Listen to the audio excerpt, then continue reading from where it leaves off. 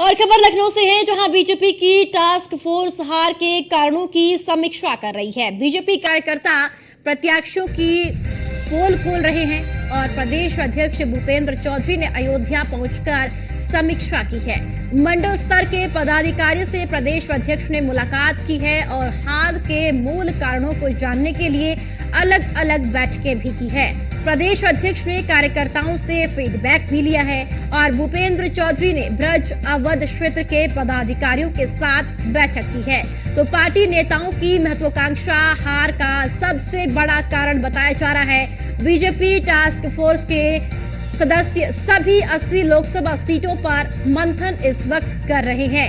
Party कार्यकर्ता एक दूसरे पर हार का ठीकरा फोड़ते हुए नजर आ रहे हैं और कई सांसदों को दूसरी बार टिकट मिलने से बड़ा नुकसान भी हुआ है। तो अब भारतीय जनता पार्टी की ओर से उत्तर प्रदेश में हार के कारणों का पता लगाया जा रहा है कि हार किस वजह से हुई है। समीक्षा की जा रही है हर एक पहलू पर कि हार का कारण आखिर क्या रहा है। तो बीजेपी कार्यकर्ता प्रत्याशियों की पोल खोल रहे हैं और साथ ही साथ प्रदेश अध्यक्ष भूपेंद्र चौधरी ने अयोध्या पहुंचकर समीक्षा की है।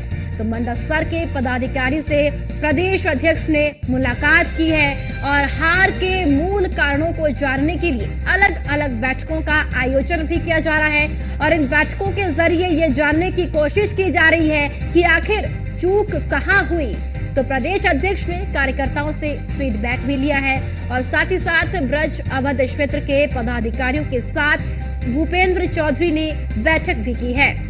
तो पार्टी नेताओं की महत्वाकांक्षा हार का सबसे बड़ा कारण बताया गया है। बीजेपी टास्क फोर्स के सदस्य सभी 80 लोकसभा सीटों पर मंथन कर रहे हैं। पार्टी कार्यकर्ता एक दूसरे पर हार का ठीकरा फोड़ते हुए भी नजर आ रहे हैं और कई सांसदों को दूसरी बार टिकट मिलने से बड़ा नुकसान हुआ है। कहा यह भी जा रहा है कि जिनके टिकट रिपीट किए गए हैं, जिन्हें रिपीट टिकट दिए गए हैं, वो भी एक बड़ा नुकसान पार्टी के लिए उत्तर प्रदेश में बताया जा रहा है। और चलिए ज्यादा जानकारी के साथ लखनऊ से हमारी संवाददाता स्कंदिता मिश्रा हमारे साथ जुड़ चुकी हैं। स्कंदिता, अब हार के कारणों का पता लगाने में भारतीय जनता पार्टी जुटी हुई है कि आखिर उत्तर प्रदेश में हार कैसे हो गई। 80 का लक्ष्य रखा था लेकिन 33 सीटों पर ही सिमट गई। देखिए, बिल्कुल आपको बता दें, भारतीय जनता पार्टी के जो प्रदेश अध्यक्ष है भूपेंद्र चौधरी, वो लगातार इस हार पर मंथन करते हुए नजर आ रहे हैं। अयोध्या में भी उन्होंने इस हार पर समीक्षा की है कि आखिर क्या वो कारण रहे थे जिसकी वजह से भाजपा को उत्तर प्रदेश में हार मिली और जो 2019 में 62 सीटें जीती थी वो अब सिर्फ 33 पर आकर सिमट गई।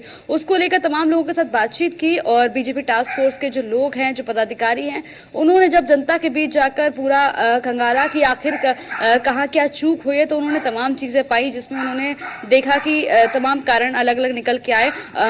अलग अलग जो मूल के जो कारण थे उनको जानने का प्रयास किया गया। वहाँ के पदाधिकारियों के साथ बैठक करके, वहाँ के लोगों के साथ बातचीत करके, जहाँ पर ब्रज क्षेत्र की, अवध क्षेत्र की, पश्चिम यूपी के सब जगह के अलग अलग कारण निकल कर सामने आए। युवाओं से बात करके लोगों को पता चला कि कई अग्निवीर जो है वो एक बड़ा मुद्दा रहा जिसकी वजह से लोगों में नाराजगी देखने को मिली। पेपर लीक एक बड़ा मुद्दा रहा जिसकी वजह से जो है छात्रों में नाराजगी देखने को मिली और इसका नुकसान जो है वो सीधा भारतीय जनता पार्टी को हुआ। इसके अलावा आपको बता दें, जो जनता के बीच जाकर बीजेपी टास्क फोर्स के पदाधिकारियों ने पता किया है उससे ये भी निकलकर सामने आया है कि लोगों की नाराजगी जो है वो योगी और मोदी से नहीं है बल्कि जो सांसद हैं उनसे है। तो कहीं ना कहीं ये साफ तौर पर पता चला। एक और कारण भी जो था वो ये कि प्रधानमंत्री मोदी की लहर में, योगी की लहर में कार्यकर्ताओं ने या जनता ने जो वोट दिया, लेकिन सांसद जो उससे खुश नहीं थे, बावजूद इसके सांसदों को रिपीट किया गया। जो उनको रिपीट में टिकट बांटे गए इस बार भारतीय जनता पार्टी की जो सूची थी उससे भी नाखुश नजर आई जनता। ये भी एक हार की बड़ी कारण रहा है और भी तमाम अन्य कारण हैं जिनकी वजह से भाजपा को अलग अलग जगहों पर जो है वो हार का सामना करना पड़ा। पश्चिम यूपी में भी उनकी बहुत ज़्यादा सीटें निकलकर नहीं आई पिछली बार के मुकाबले। अवध क्षेत्र की बात की जाए, बुद्ध क्षेत्र की बात की जाए या बुंदेलखंड की बात की जाए, लगभग सभी जगह जो है वो भारतीय जनता पार्टी को निराशा हाथ लगी है। बीजेपी टास्क फोर्स के जो कार्यकर्ता, जो सदस्य हैं, वो प्रदेश की सभी 80 लोकसभा सीटों पर जो है वो मंथन कर रहे हैं कि हर एक लोकसभा सीट का पता लगा रहे हैं कि किस लोकसभा सीट पर हमारी क्या चूक हुई है, क्या हमारे कारण थे। पार्टी कार्यकर्ता जो है वो एक दूसरे से जो है वो एक दूसरे से जो उनका लड़ाई झगड़ा मतभेद थे वो भी एक बड़ा हार का कारण बने हुए।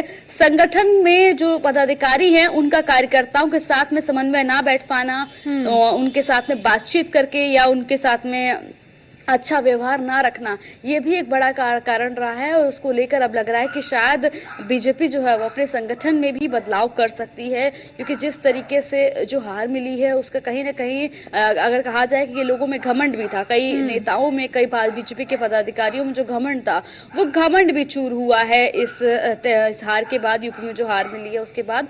हालांकि एक चीज जो पाई बीजेपी टास्क फोर्स के लोगों ने वो ये कि योगी और मोदी की इमेज में कोई कमी नहीं आई है, उनके नाम पर वोट जो है वो लोग देने के लिए तैयार थे। सांसदों से जो है वो नाखुश नजर आए हैं। इसके अलावा कुछ नेशनल बड़े मुद्दे थे जिसमें से पेपर लीक जैसी बड़ी मुख्य समस्या थी, अग्निवीर जो बीजेपी लेकर आई थी, सरकार लेकर आई थी अग्निवीर, उससे भी लोगों की नाराजगी रही है। इसके अलावा तमाम ऐसे मुद्दे थे, क्षेत्र में काम ना करना, सांसदों का बाहर जाकर ना निकलना, जनता के बीच ना पहुंचना, ये भी एक मुख्य समस्या रही है जिसको लेकर बीजेपी अब लगातार मंथन कर रही है। क्या ये भी बड़ी वजह मानी जा सकती है, क्योंकि कई लोकसभा क्षेत्रों में हमने देखा कि कई विधायक भारतीय जनता पार्टी के ही वो अपने जो प्रत्याशी है उनसे नाराज चल रहे थे। देखिए बिल्कुल आपको बता दें, जो प्रत्याशी थे उनसे लोग नाराज चल ही रहे थे, साथ ही जो कार्यकर्ता थे उनकी थानों में, तहसील में सुनवाई नहीं हो रही थी। इस चीज को लेकर भी जो है उनके कार्यकर्ता नाराज रहे और ना भाजपा को कहीं ना कहीं पूर्ण विश्वास था कि उनके कार्यकर्ता उनके समर्थन में खड़े हुए नजर आएंगे, पर अंदर खाने कई हद तक उनके कार्यकर्ता भी जो है वो साथ नहीं खड़े हुए नजर आई। यहाँ तक कि जो वोट परसेंटेज है वो भी कम रहा, क्योंकि खुद जो पार्टी के लोग थे उन्होंने लोगों ने भी अंदर खाने वोट नहीं किया पार्टी को। तो कहीं ना कहीं ये बड़ा कारण रहा है कि पार्टी के नेताओं के बीच में, कार्यकर्ताओं के बीच में आपस में समन्वय नहीं था और जनता के बीच लगातार, क्योंकि बीजेपी ने जिस तरीके से तमाम जनसभाएं की थी, तमाम रोड शो किए थे, बावजूद इसके ये करारी हार मिलना कहीं ना कहीं बड़े सवाल खड़ी करती है। और अब उन्हीं सवालों को लेकर बीजेपी टास्क फोर्स के जो सदस्य हैं वो लगातार 80 की 80 लोकसभा सीटों पर मंथन कर रहे हैं और जानने का कोशिश कर रहे हैं कि हर मूल के साके अलग अलग पदाधिकारियों के साथ में बैठक करके वहां का कारण निकालने का प्रयास कर रहे हैं कि क्या कुछ कारण थे, जिसमें कई हद तक जो है वो बड़े बड़े कारण निकलकर सामने आए, जिसके बारे में भी हम लोगों ने बताया भी कि किस तरीके से अग्निवीर का मुद्दा था, पेपर लीक का मुद्दा था, सांसदों के टिकट रिपीट होने का मुद्दा था। इसके अलावा जो कार्यकर्ताओं के साथ में अच्छा व्यवहार नहीं था बड़े नेताओं का, वो भी एक बड़ी समस्या रही है। थानों में, तहसीलों में उनकी बात ना सुनी जाना, कार्यकर्ताओं का जो अपने क्षेत्र में काम ना करना, इसके अलावा कार्यकर्ताओं की ना सुनना, ये सभी बड़े मुद्दे निकलकर सामने आए हैं। सांसदों का खुद का जो है जो मोदी लहर में जो सांसद जीत कर आ गए थे उनको दोबारा टिकट दे देना, पार्टी के लोग नहीं बल्कि जनता जो है वो काफी हद तक नाखुश थी और उसी का परिणाम जो है वो भाजपा को इस लोकसभा चुनाव 2024 में भुगतना पड़ा। हालांकि हार से सबक लेकर, समीक्षा कर मंथन करके अब विधानसभा उपचुनाव की ओर बीजेपी आगे बढ़ रही है और उसी को लेकर भीतरघात क्या क्या समस्या नहीं है उन पर डेंट कर जो हुआ है उससे रिकवर होने की तैयारी जो है वो अब बीजेपी करती हुई नजर आ रही है। और अब विधानसभा चुनाव 10 सीटों पर होना है उपचुनाव, तो उसकी तैयारी में जुटी हुई है। उसमें जो है वो कहीं ना कहीं स्कंदिता, क्या अब यूपी बीजेपी संगठन में भी बदलाव देखने को मिल सकता है? देखिए अगर संगठन की बात की जाए तो अगर सेंट्रल की बात की जाए, सेंट्रल पॉलिटिक्स की या सेंट्रल बीजेपी की बात की जाए तो अगर वहां पर कुछ बदलाव होंगे तो ही यूपी में कुछ बदलाव किए जा सकते हैं, क्योंकि जिस तरीके से लगातार चुनाव नहीं थम रहे हैं, क्योंकि हम लगातार देख रहे हैं लोकसभा का चुनाव हुआ, इसके बाद अब विधानसभा उपचुनाव होना है, उसके बाद में अगला फोकस सीधा जो है विधानसभा चुनाव 2027 होने वाला है, इसके बीच तमाम अन्य चुनाव भी हो रहे हैं।